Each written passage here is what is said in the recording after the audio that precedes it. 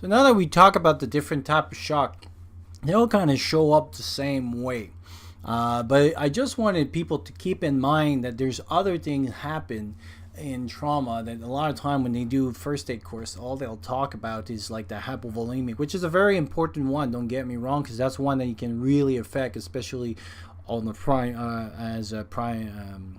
Like to stop the bleedings and stuff. But there's other ones to keep in mind, especially when we're starting to talk about self-reliance, where longer things, longer period of not having to deal with patient, you may understand. Like, so for example, the one with the tamponade and the tension pneumothorax will kind of develop over time. So when you go for a regular first aid course, they'll tell you, the ambulance should be there in the next 5 to 10 minutes. So it's rare that they'll develop the tension pneumothorax right there in front of you unless they really have a bad one. But if you have to take care of someone for 5 or 6 days, or like I was saying, the tamponade, to just have that in mind, it's kind of opening up. You're like, oh, okay, that could be also the other cause of it. Again, I don't want to be it's more for information. I don't want to make doctors out of everyone that listen to this, but at least to bring your curiosity to look for those things and say, oh wow, okay, I didn't know that existed.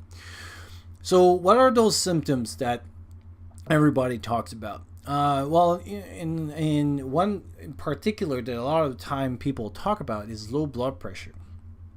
And here's my my beef with taking a blood pressure in the field, especially for people that don't like what we call BLS, basic life support.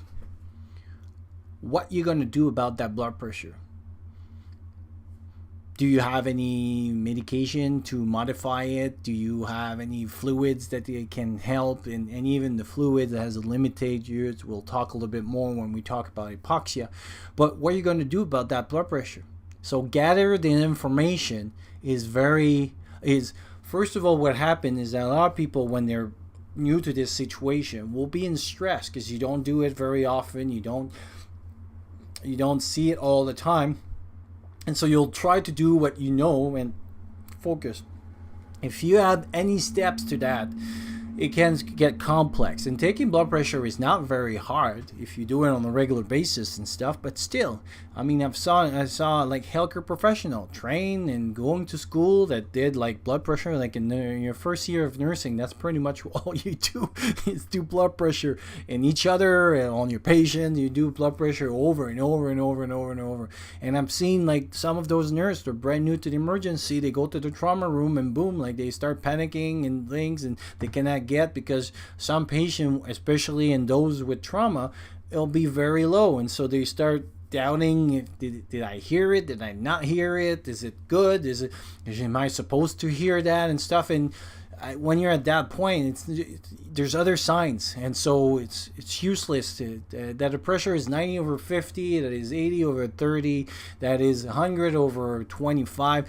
Who cares? It won't give you any information. So you're carrying a heavy piece of equipment that is basically useless for what you have to do. Another part that could be a little bit better is a sat probe. So a saturation probe in the portable ones, and some of them have become pretty cheap. Even on eBay, I think you can have them like for $40. So why is that good? Well, first, they'll give you your heart rate. And so basically, if you see a heart rate kind of on the high side and things, well, you can say, okay, well, that person looks like it's in shock. And this is one piece of the puzzle. And this is why a lot of time people seem to be focused like you need to get a blood pressure because that's going to tell you what stuff. But one flag doesn't tell me about what the person is, because my pressure at 110 could be low pressure for me if I do hypertension, versus the other person with a pressure of 90 can be a low or high pressure for them, because usually they're at 80 or whatever. So there's variance in blood pressure, so it's a relevant number. If you're not familiar and play with it and kind of being able to apply it with different, but there's other tools that you can do. So the SAT is one. The second one is, so this is more an approach that I've learned from the pediatric world.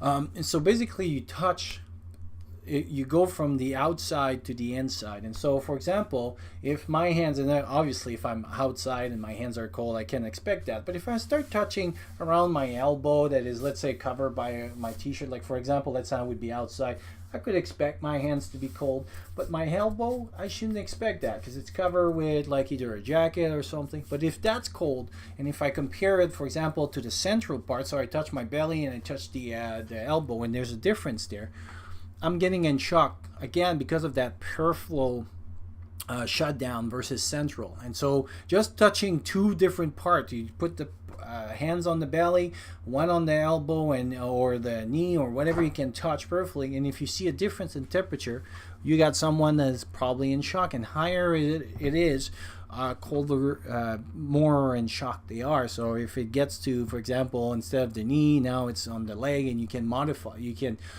see the progress of the shock, then you know that you're in a little bit so higher the differential of. So for example, let's say the first time you touch on my arm, it was let's say here, and it was a little bit cold, like at the hand, and now you touch and it's the elbow.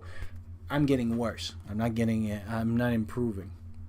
The other one that you can also check, and especially more when people have anemia. So sometimes people like are white, like are pale. So like they're white regularly, and you don't know. It's like, or even if you have people of color, so either Indian dissidents or black people or other people with other origin and different color of skin, it's hard to know, like, are they pale? Like, I don't know. Because some people also, they're multicultural, and so their skin is a little bit different shades. So one way that you can really see is just inside the eyes. And as you can see and look at other people, you see mine are pink now. And so you look over there. So if somebody is pale, so that means lost a lot of blood, that part over there inside the eyes will be white. And this is with any outside appearance of the color. So everybody has that pinkish color. So if you want to know if somebody had lost a lot of blood and you look and it's pink, and let's say 2 days after and stuff, and you're starting to feel they're colder and things like that, and you look inside and now that's pale, they lost a lot of blood, and their hemoglobin is on the lower side. And so that's another skill you can use.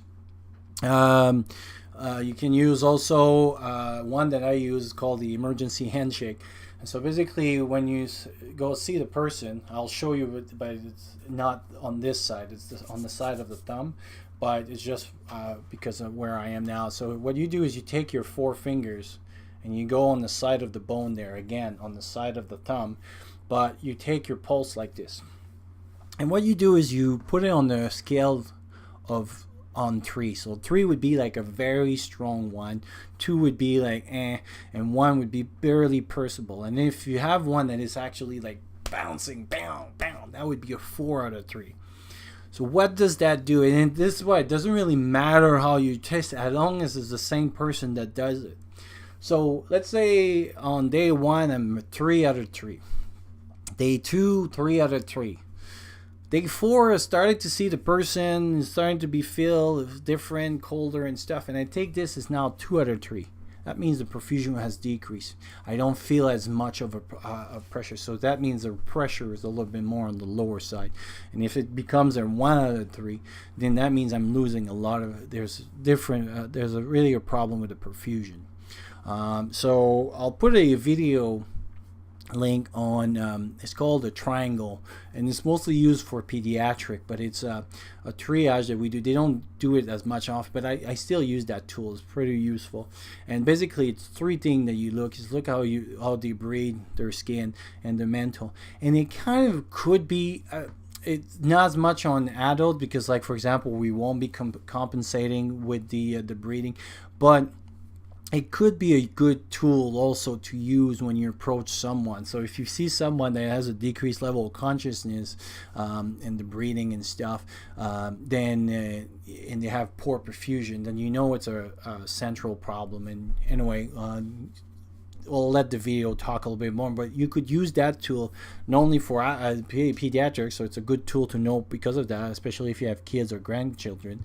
But the other one is too is that you could use that now for the trauma, and is to assess the person and his in